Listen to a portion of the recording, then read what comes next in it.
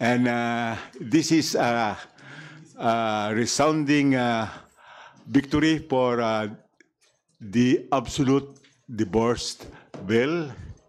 And we hope the counterpart in the Senate, which is ripe for plenary deliberation a long time ago, will also be tackled and approved so that we could meet in a conference committee. And I think it would be an easy conference because the House version and the Senate version have very few dissimilarities. They are virtually identical. Sir, for my second question po. Recently po may leadership change po sa Senate na-elect po si Senate President Chis Escudero. May impact po kaya ito dun sa divorce bill? I think if there is any impact, it's favorable. Because for a long time, under the previous leadership, hindi gumalaw yung divorce bill sa Senado. Hopefully, it will move faster. And more so that the majority leader has been quoted as saying he's in favor of the divorce bill.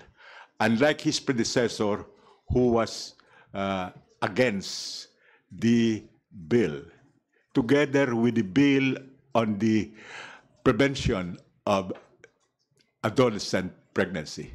So the change in leadership is favorable to the divorce bill.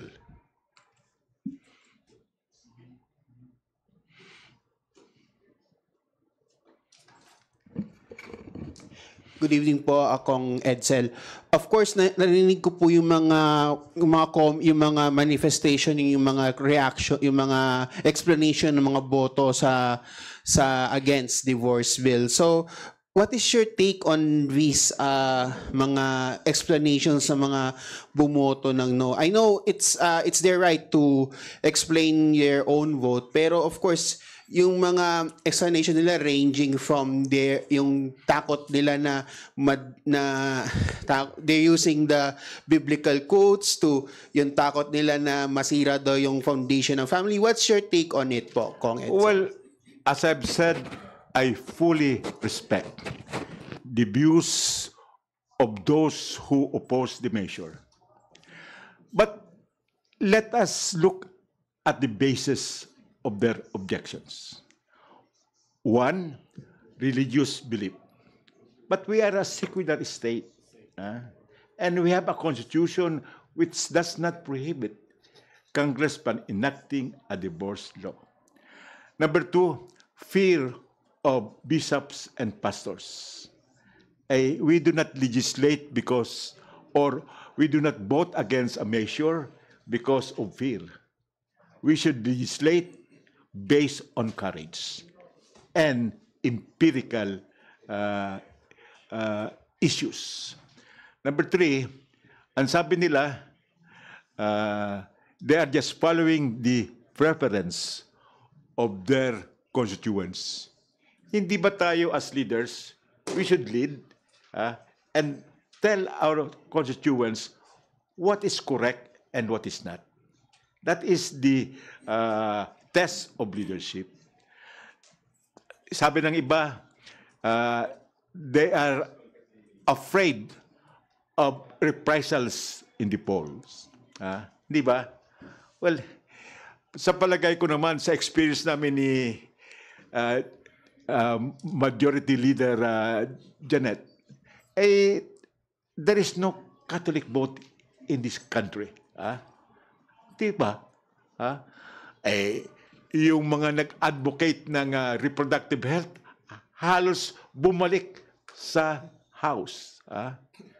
At ang simbahan nga, hindi masyadong vociferous against this measure because this church has its own canonical dissolution of marriage based on psychological incapacity at ngayon dinagdagan pa ng marital abuse and marital infidelity. Kahit yung Santo Papa, itong divorce proceedings sa simbahan ay liberalize. I think we should not be more popist than the Pope. Then also, meron nagsasabi na hihintayin ko yung decision ng asawa ko because this is a conjugal decision. I don't know kung sino ang binutuhan ng constituents para mag-represent ng distrito. Hindi naman conjugal partnership ang binutuhan, hindi ba? At yung isa pang reason, ito ay maraming nasabi sa akin ito. Sabi niya, ayaw ko ma-displease yung asawa ko. All of these reasons do not go into the empirical and secular merits of the bill. Hindi ito tungkol sa constitutionality and legality of the bill. Hindi ito tungkol sa efficacy of the bill. Kaya't kahit na ganun ang mga inirespeto ko yung opinion ng mga kasama, ako ay masaya na ito ay hindi sa merit ng panukalang batas. Kong, last question from me, of course. Take us back yung during dun sa announcement nung results ng kanina earlier, kasi parang you felt na parang you felt a sigh of relief, and of course maraming mga nag-congratulate sa inyo mga of course yung mga pro and anti-divorce din. So how did you feel po na parang finally napasa na ito after you said nga po hours of deliberations and number of interpellations, long hours of interpellations po? I will be happy to retire from public office, not from politics, but from public office in 2025 with the passage in the House and hopefully in the Senate and its enactment into law. Because we need this, abused wives need this, and we are not abandoning the duty of the state to promote the family as a social institution and marriage as the basis of that family. Hindi ho. Doon sa guiding principles, patuloy pa rin ang pag-aruga ng Estado sa kasal. Ngunit, merong mga exception na kailangan bigyan natin ng rescue, liberation, yung mga distressed spouses because of marital abuse, violence, abandonment, and infidelity. At ang karamihan nito, unfortunately, are the wives. So this is a pro-woman legislation. This is an up-sequel to what we work very hard for, the enactment of the reproductive health law, where it is the image of the woman which is reflected in that law. It is now more than 10 years already, and the results are clear. We have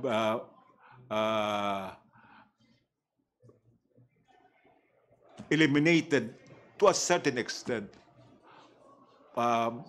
marital deaths and infant deaths. And we have also provided full family planning services to those who are acceptors of family planning, particularly the marginalized and the poor households. Hi, sir. Good evening, or good afternoon. First of all, sir, congratulations kasi finally lumusot na rin ito, and also to Congresswoman Janet Garin. But my question, sir, is not related to the just concluded divorce bill, the passage of divorce bill, but equally controversial bill, sir, the economic chacha. Pwede ho ba ako magtanong doon, sir? Kasi from your, coming from you, what is the benefits of the economic chacha that the House passed? And are you optimistic sa new leadership of the Senate na finally uusad na rin ito, sir? Itong usapin sa Chacha ay tapos na sa mababang kapulungan. And I have said my piece then.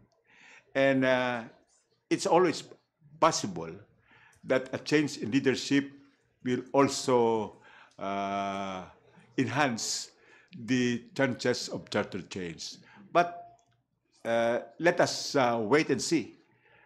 Let the developments unfold in the Senate because the House has already approved the Chacha resolution.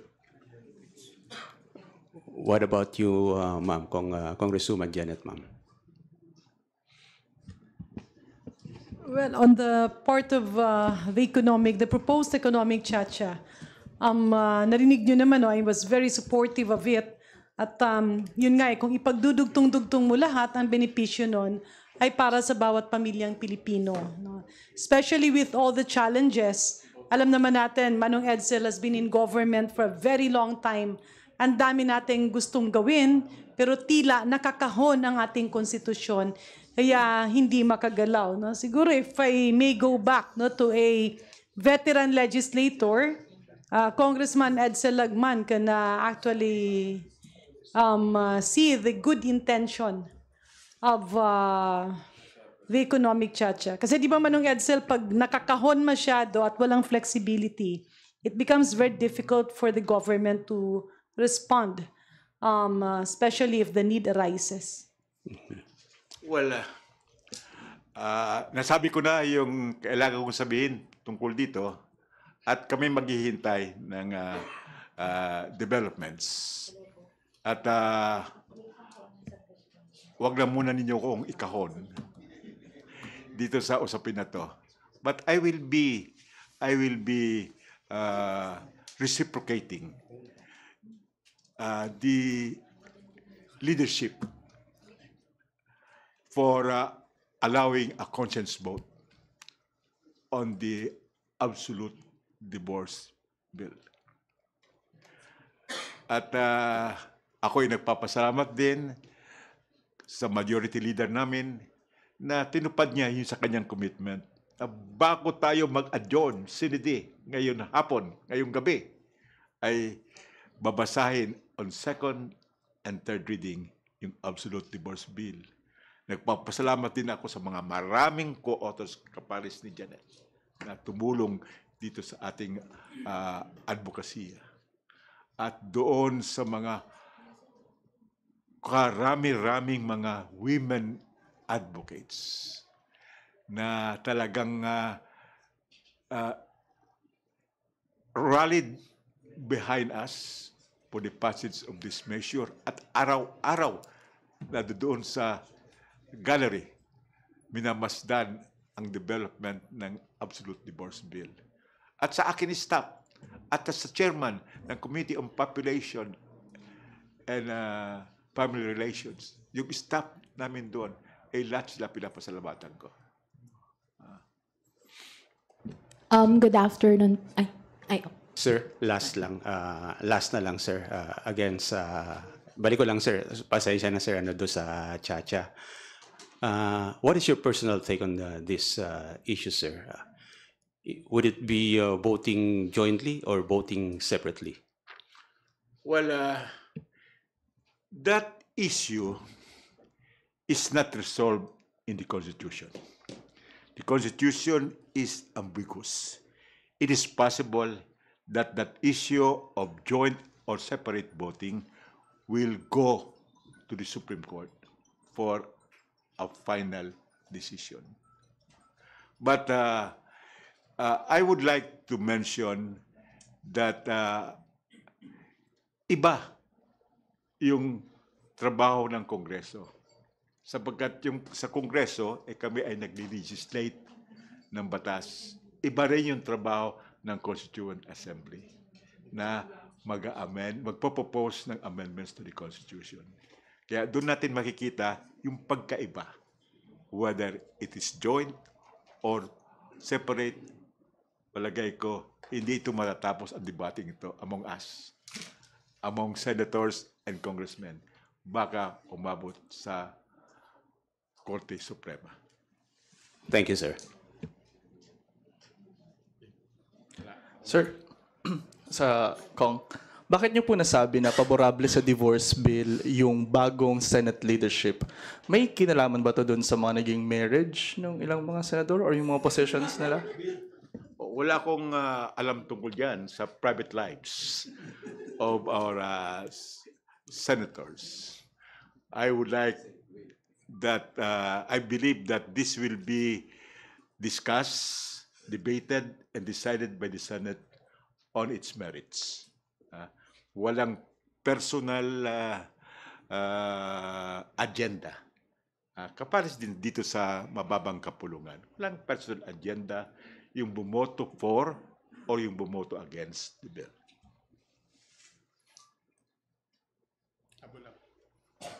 Kung habol ko lang po. Pagka hindi po ba lumusot sa Senate ngayon, do you think mas lulusot yung divorce bill kung unicameral na? Hindi ko iniisip yun. Ang iniisip ko lulusot sa Senado. And I am confident this will become a law before the end of the 19th Congress. Hingi lang po ng may plano po ba ang LP na makipag-alliance para sa midterm? Makipag-alliance po sa ibang parties para sa midterm. Merong mga kindred political parties na may alliance na ang LP. Doon sa bagong partido ni former Senator Bam Aquino, meron kaming alliance. At we are certain to fill our senatorial slate. Baka hindi kompleto because we should not overextend our limited resources, but definitely we are filing credible and experienced list of candidates for the 2025 elections, which will be determining what would happen in 2028. Sir, habol ko lang. Yung alliances, are you also looking at possible yung sa partido ni President Marcos and yung sa Lakas CMD, or medyo far-fetched po ba yun? Mukhang magkaiba ang prinsipyo ng LP doon sa ibang partido na hindi kami allied. But, options are open.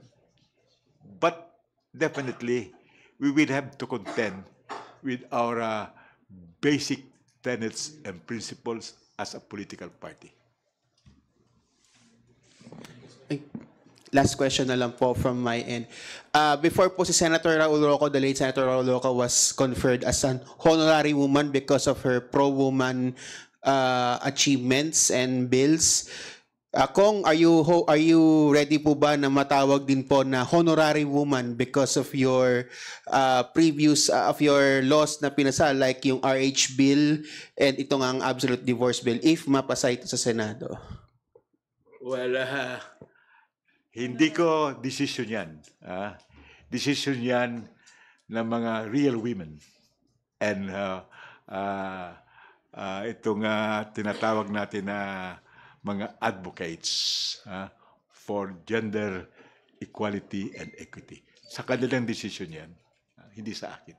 So you'll be an honorary woman, Manong Edsel. Ang tanong nga niya is, are you amenable kapag ikaw ay ginawang honorary woman? Oh, definitely. I would be happy. But, that is not my decision. That would depend on those who would bestow that honor to me. And actually, being supportive of women issues does not make you less of a man. Well, that is definitely correct. At maraming nagtatanong sa akin, bakit itong divorce bill ay tinutulak ko na ito kailangan yata mga kababaihan ang maglilid nito. Simple lamang yan. Matagal na ang advokasya ko on human rights. at yung divorce has human rights implications. Kaya ito ay patuloy lang ng advocacy ko for human rights. Also, it is similar to my advocacy sa reproductive health because yung reproductive health ay human rights.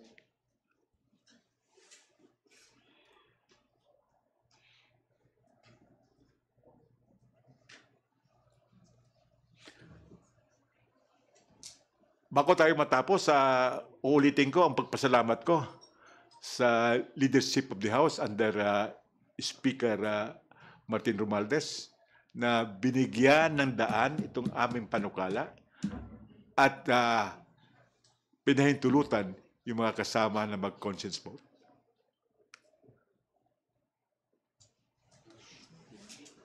Ako na lang muna magtatanong, no? So Manong Edsel, this is not self-serving, but can you say that this is really a working Congress and a working administration?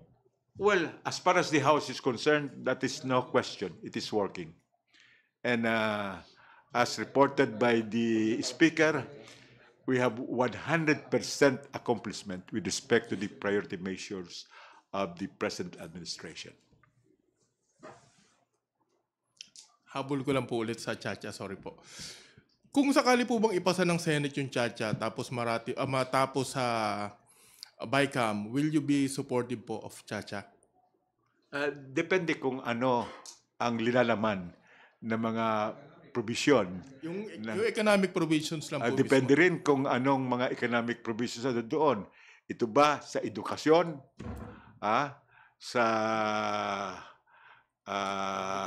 public utilities? Advertising. O sa advertising? Depende ho. Depende. Yung tatlong yun, depende. Pero sa edukasyon, palagay ko, meron tayong reservation doon. Sa advertisement, hindi naman kailangan na. The frontiers are wide open sa advertising. Ang public utilities lang ang pag-uusapan natin. At meron ng batas ngayon na yung requirement ay iniba na pagka hindi yung public service and public utility iniba yung definition. Nakasalang yan sa Korte Suprema. Hinintay natin yung decision dyan tungkol sa kung tama ba o hindi. At kung ang sabi ng Korte Suprema, hindi constitutional yung batas, then we will have to go to the amendment of the Constitution tungkol sa public utilities. Thank you po. Why are you so enamored with Chacha? Game changer daw po eh.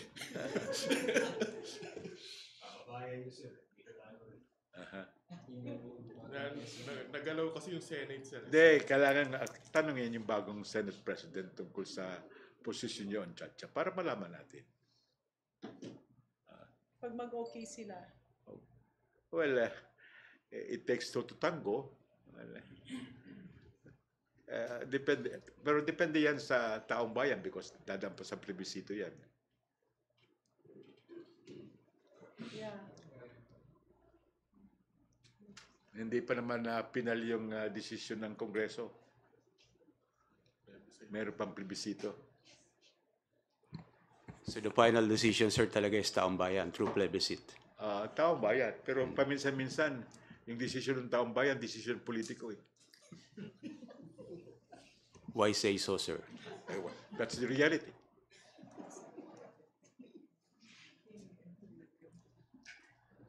Surprise ka ba, sir, doon sa 126 legislators na sumuporta sa divorce bill? Yung number na 126, surprising ba ho sa iyo yun? Anong gusto nyo surprising?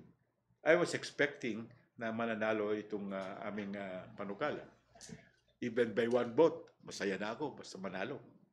126 17 votes yata yung lamang. Maganda na yun. Kung sa PBA, magandang score yun. Hindi ba? Tambak na yun, sir, tambak. Oo. O sa NBA, malaki ng lamang yung 17 votes. Sabi mo kung si Janet ay masaya sa resulta. Kaya hindi na bilang yung 1 million votes niya, boss. Hindi na bilang yung 1 million votes ko. Okay? Maraming salamat for waiting. So Manong Edsel, kung yung Senado at yung Kongreso maging isa na lang, mas magiging mabilis yung mga panukalang batas kagaya ng divorce bill. Ay, kung unicameral. Yeah.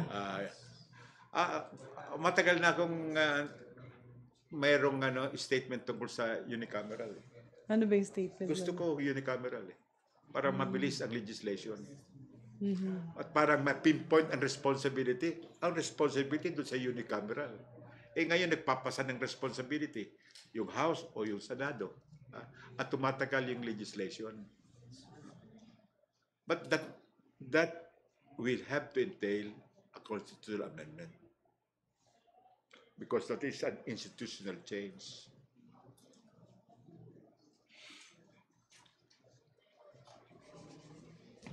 Sir, meron kayong stance dati. Kasi nung nagbotohan ng RBH 7, I think you voted against it, sir. Pero kung magiging unicameral, kumbaga one body voting for RBH 6 or RBH 7, would you vote against it, sir? That is so hypothetical.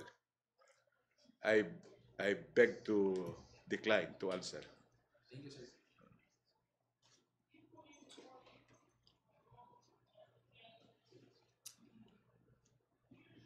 Okay na? Okay? Boss, thank you. Maraming salamat. Thank you. Thank you. Thank you.